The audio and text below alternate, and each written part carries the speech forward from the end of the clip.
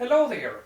Today we're going to take a closer look at the JVC model GY-HM100 professional grade camcorder. While I still have it, yep, I sold it.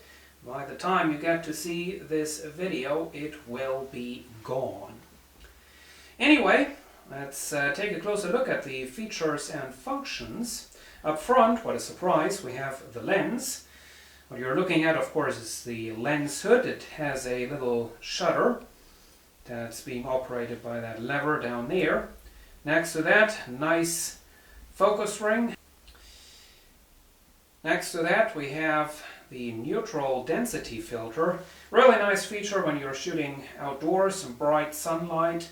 The neutral density filter basically acts like a pair of sunglasses for your camcorder, and just makes things look a lot nicer, not so bright and washed out. 3CCD camcorder for excellent color reproduction. We have two keys, user 1 and user 2, and you can assign a certain function to them. And I think I had like focus assistant and low lux assigned to that, I believe.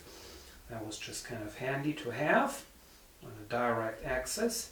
Below that we have a switch that switches the function of the ring up front. You can either have it set for focus or zoom. In zoom, however, I found it doesn't work all that well. You better go with the rocker buttons. Down there we have two buttons to switch between autofocus and manual focus. We have a full auto button, which lets the camera do everything automatically. And down there we have two little mini switches. One is for gain, low, medium and high. The other one is 3 preset white balance. And basically the lower one is a preset which is set internally. You can't change it. The other one, A and B, you can go ahead and set the white balance to whatever you want to have. Up front, hiding down there in that corner, is the switch for the auto white balance. Next thing we have is an A and B selector switch. Now what that does is it selects the SD card slot. You can see we have two slots for SDHC memory cards. Very nice flash media recording, very, very convenient. And you got two slots, and over there is your selector switch. There we have the LCD screen, which unfortunately is not the best. The LCD screen has kind of a low resolution, and the brightness of the screen very much depends on if you're looking at it from kind of an angle or if you're looking at it just straight. So it's a little bit tricky to work with that. On the side of it, on the screen, we have an index, which is of course for playback mode. Have a little joystick below that to operate the menu system. It also selects the program AE mode, and it's a little zoom control. Kind of a useless one because of course it's only going to be a single speed. And down below that we have record button. So you can see on the display we have some nice on-screen controls, nice interface, and down there we have some level meters. Moving on in this LCD screen cavity, we have some more switches. We have user 3, which is the third button that you can program, and I think I have the color bars on that one. We have a selector switch, cam or media, which switches between the record and the playback mode. We have a display button which turns all your on-screen displays on and off, or selects how many of those you want to have on there. We have a quick review which plays back the last couple of seconds from the last scene you've recorded. Moving on, we have a menu button which brings you into a great big menu that is then of course controlled by the joystick over there. We have a component output jack, which is a proprietary connector, and next to that we have the usual AV output, composite video and stereo audio. Now, before we move on to the back, let's take a look at the audio section. Here is the audio section with the accessory shoe, standard accessory cold shoe up on top of it. Up front you can just about make out the JVC logo and the red record light that of course you can turn off. Right there we have the audio section. I have a selector switch for channel 2 input. And what that does is when you switch it to input 2, of course it's going to be all stereo. If you set it to input 1, the camera is going to record mono audio, and whatever comes in through input 1 is going to be on both channels. Next to that we have the audio input selector for both channels. You can either have it on line level, you can have it on mic, or on mic plus 48 volts phantom power. Now for the microphone the HM100 comes with, this nice shotgun microphone. There it is without the windscreen on. That microphone does need the 48 volts of phantom power, otherwise it won't work. Next to that we have the selector switches for either auto or manual level control, and then of course the audio levels. The level meter, as we've just seen, is on the LCD screen. On the back of the camcorder we have some more manual controls. This is kind of like on the old Sony camcorders. We have a button for iris, shutter speed, and the automatic exposure to kind of take an influence on that, make it more or less sensitive. That is all being controlled by that dial down there, adjust/volume. So obviously it'll set the volume during playback mode. If you push onto it, it'll lock the setting that you've just made so that it won't change anymore. Next to that we have the battery, of course, and the viewfinder. The viewfinder does pull out, and then you can also tilt it upwards. You can, by the way, adjust the camera so that it shows the images on the LCD screen and the viewfinder simultaneously. Now down below the battery, can't see that right now, are the HDMI output. It is a full-size standard HDMI jack, USB interface, and down there you can just about see a DC input for charging the battery in the camcorder and of course running the camera itself off the mains. There we have some control LEDs. Right now we're in camera mode. We can also switch it into a photo mode, which shoots some hideously low resolution images. For that, up there is the snapshot button. There is our main record button and the power switch. If you pull that up where it says mode, it will switch over to the photo mode. On this side right here we have the zoom rocker switch, which unfortunately isn't a very good one. You can very clearly make out the different speeds that it adjusts. So it's not kind of a continuous speed change that you get. Nope, it changes in very clearly noticeable steps. So that isn't all that great. There of course we have strap, and then up here, this is the back side of the microphone. There we have our two XLR inputs, symmetric audio, very nice.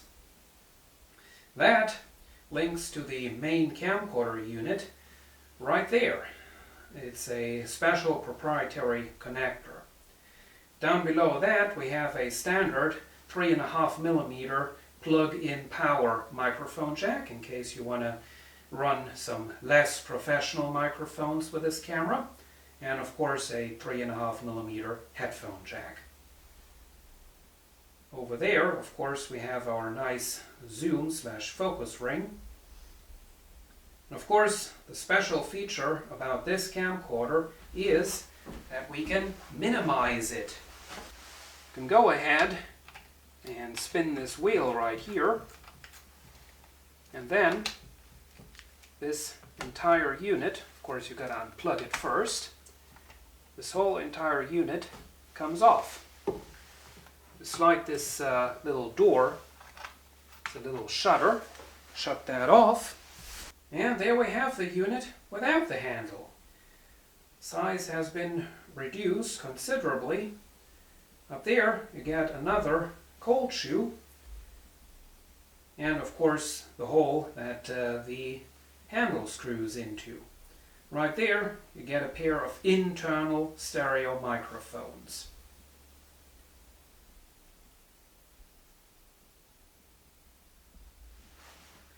And in case you need a really small camcorder, you can also take off the lens hood. Then this is actually quite a compact little unit. Almost looks like a consumer grade camera. As we look at the camcorder in this configuration, for one thing, you can see the lens.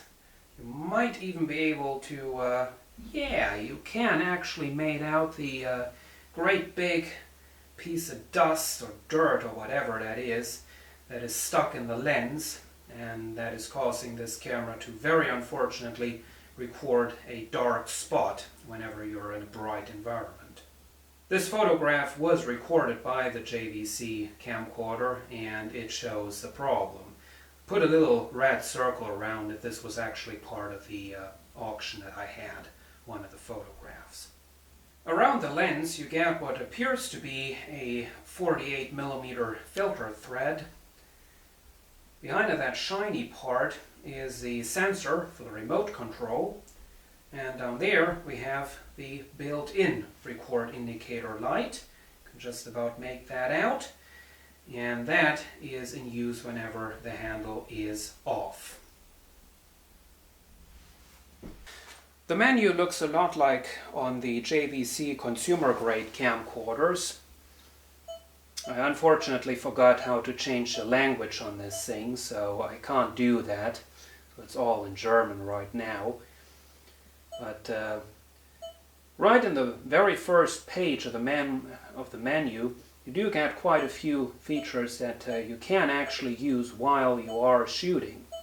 Now, the first option, however, that you can get into by pressing onto the joystick is where a lot of the manual functions are available, including such things as knee and gamma to change the picture characteristics, different things. This is where you can assign to the buttons on the front what the low gain means. As you can see, low in my case is 0 decibels, mid gain is 9 decibels, and high is just automatic. You can change that. Press on here, you can see and get a bunch of different options on there. The same, of course, also goes for the white balance settings. So that's just a really quick look into the menu. The menu is pretty big, so we could spend hours looking at that and at all the things you can do in there. And here is the last, at least somewhat exciting thing that I can show you. This is the remote control that the camcorder comes with, and yes, this is exactly the same thing that you get along with a lot of JVC consumer camcorders, small ones. And last but not least, my opinion on this camcorder. It is a pretty good little unit. Very nice, very portable, of course. When you take the handle off, it's almost as big as a higher-ended consumer-grade camcorder. That's, of course, a great advantage. It's not all too terribly light, though. It does make some very, very, very beautiful images if you have enough light. Or, I should much rather say, if you got plenty of light. This, unfortunately, it does have 3/4-inch CCD sensors. That's really kind of a small size, and so consequently, in low light, this camcorder is just awful. It is absolutely awful, I unfortunately have to say. Also, you should really go ahead and set everything yourself. The gain, the white balance, especially the white balance.